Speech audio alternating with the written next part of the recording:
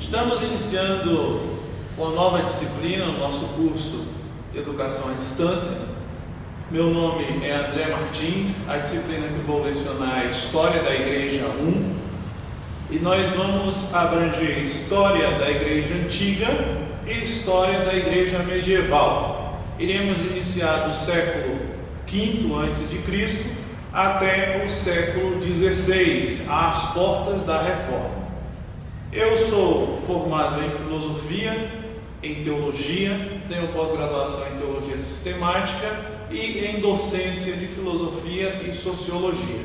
Nós, no nosso curso, iremos utilizar como bibliografia básica o livro História do Cristianismo ao Alcance de Todos, de Bruce Shelley, publicado pelas edições Shed, em 2004. Este livro nós iremos utilizá-lo durante todo o curso de História do Cristianismo, não apenas nessa primeira parte, que é a História da Igreja 1, mas também História da Igreja 2 e História da Igreja 3. Então é um livro só para o curso inteiro. Durante o curso nós iremos recomendar aos alunos e indicar outras biografias, como é o caso do Cristianismo através dos séculos, de Erwin Hines. Nós temos ele aqui publicado pela edição editora Vida Nova. Nós temos também o livro História do Cristianismo em 2 volumes de Justo Gonzalez, que eu não tenho aqui em mãos, mas que você pode procurar. Nós temos também História do Cristianismo de Daniel Hopes, são vários volumes, você pode estar aí adquirindo em qualquer boa livraria, e tantos outros livros bons que nós vamos indicar aqui, que você também pode, de forma autônoma, independente, procurar. Bem, o nosso curso tem a pretensão de trazer para nós uma visão geral da história da igreja.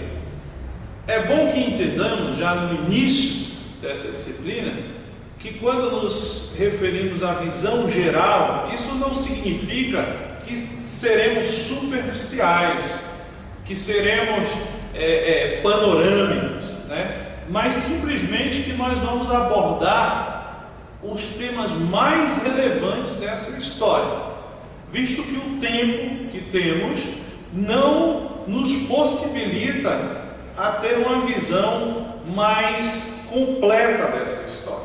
Então, quando nós dizemos visão geral, nós queremos dizer que nós vamos pegar os principais temas dessa história e explanar aqui, ensinar aqui em nosso curso.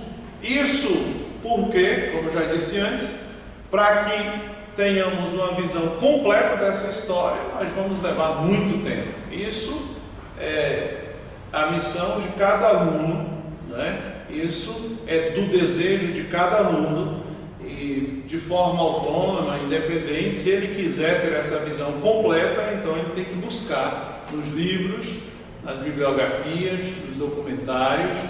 Mas aqui nós, como um curso de graduação comum, um curso de graduação normal, nós vamos dar essa visão mais geral. Para que tenhamos uma compreensão efetiva da história do cristianismo, nós precisamos, além de estudar a história em si, temos também que estudar outras disciplinas. A história do cristianismo sempre vai ser interdisciplinar, de certa forma, porque nós precisamos estudar fatores artísticos, sociais, intelectuais, econômicos, políticos, fatores que influenciaram, que contribuíram na construção da história do movimento cristão.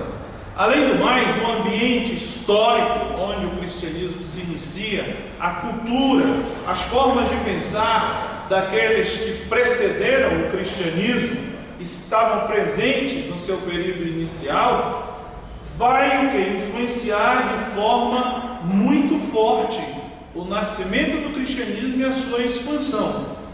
O locus, o lugar onde tudo isso aconteceu, foi um lugar propício para que o cristianismo tivesse essa dimensão tão ampla, tão grande no mundo, não somente ocidental, como nós temos hoje, mas principalmente no mundo oriental.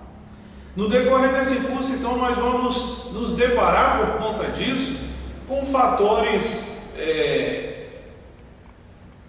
culturais, fatores artísticos, fatores históricos interessantes, mas, ao mesmo tempo, nós vamos nos deparar com eventos tristes, sanguinários, sangrentos.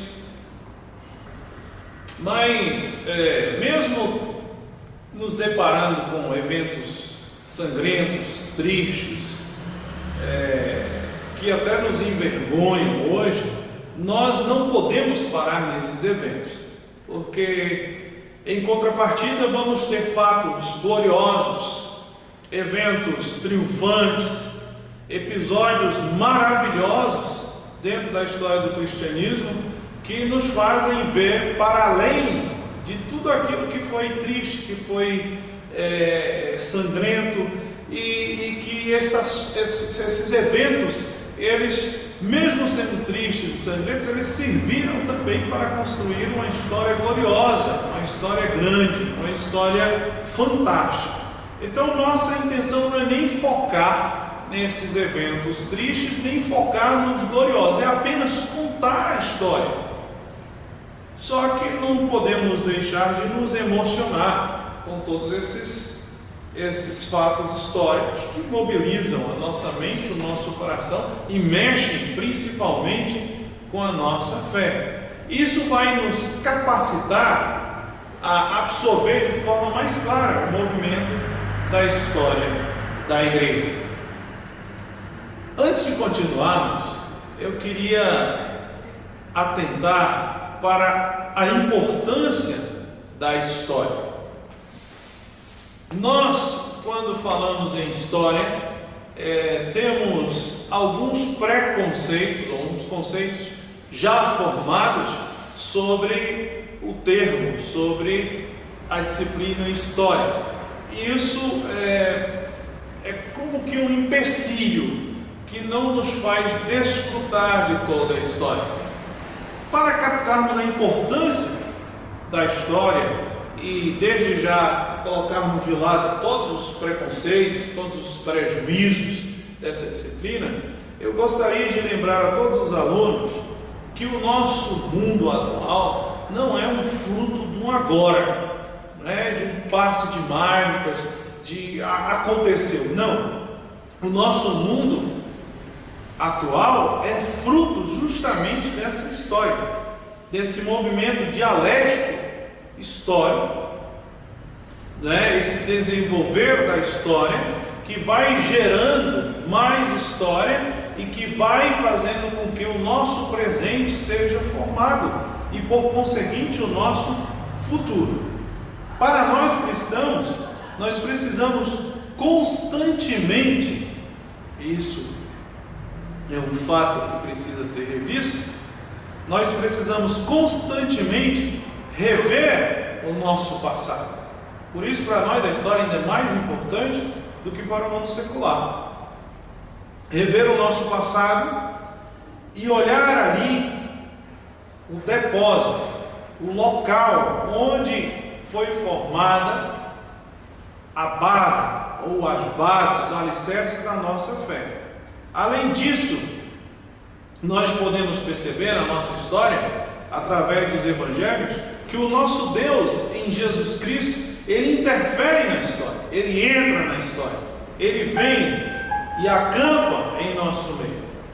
João 1,14 diz justamente isso: Ele habitou no meio de nós, fisicamente, humanamente, Ele se tornou um personagem da história.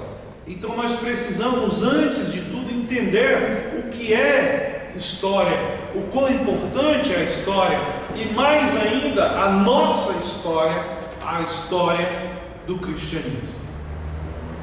Para tanto, nós podemos olhar que esse termo história, ele tem dois aspectos básicos. Primeiro, a história pode tratar dos próprios fatos históricos, de forma isolada ou em conjunto, né?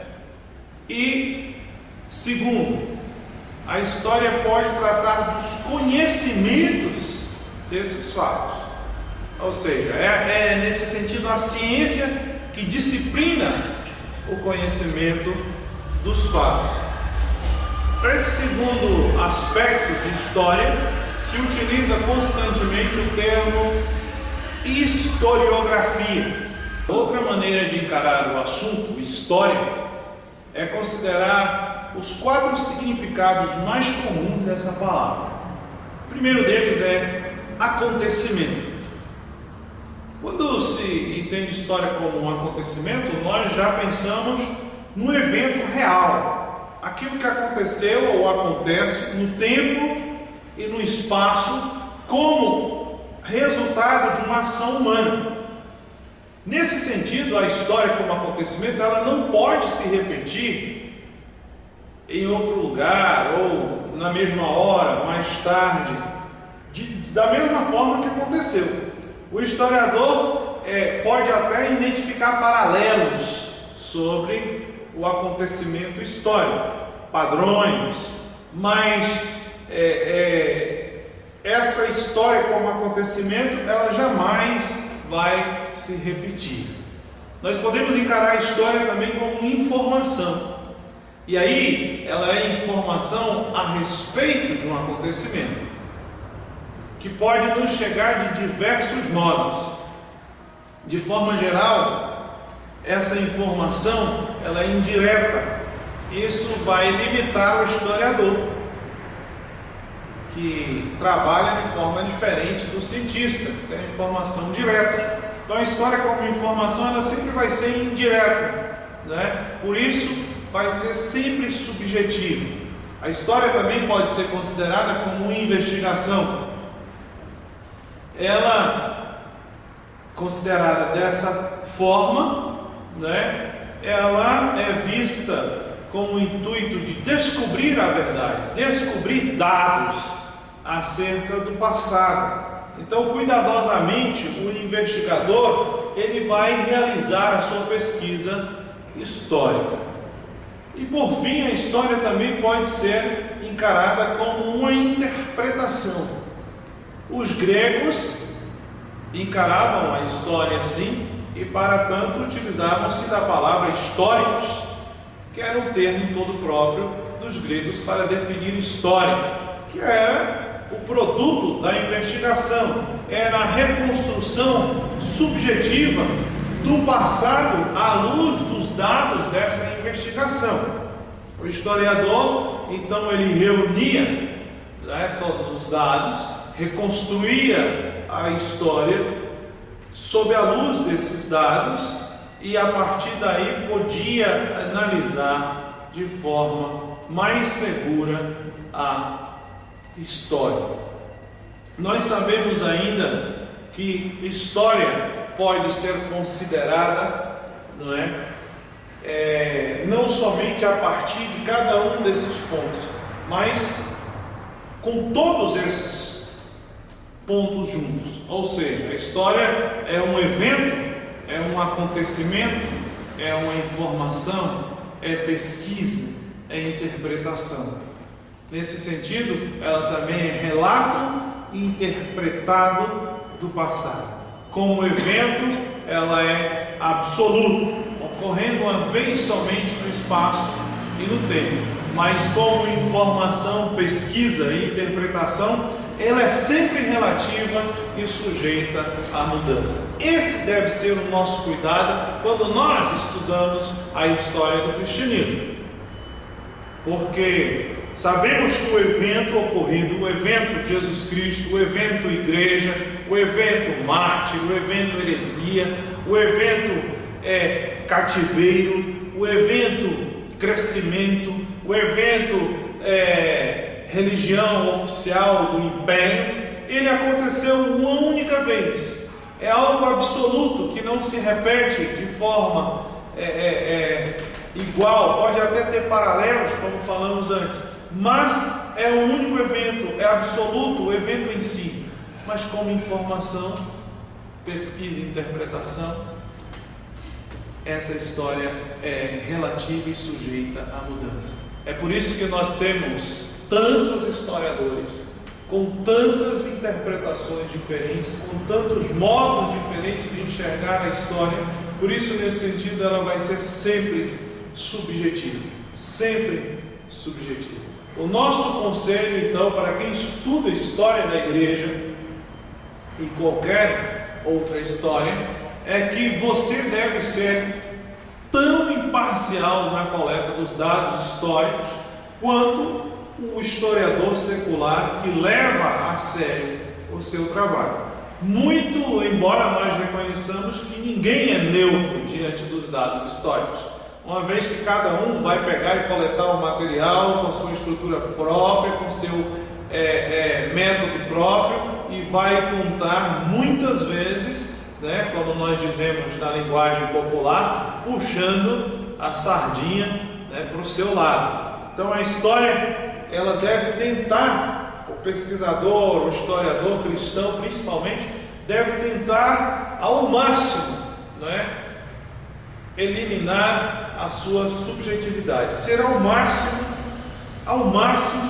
do possível objetivo na sua pesquisa histórica, na sua reconstrução histórica.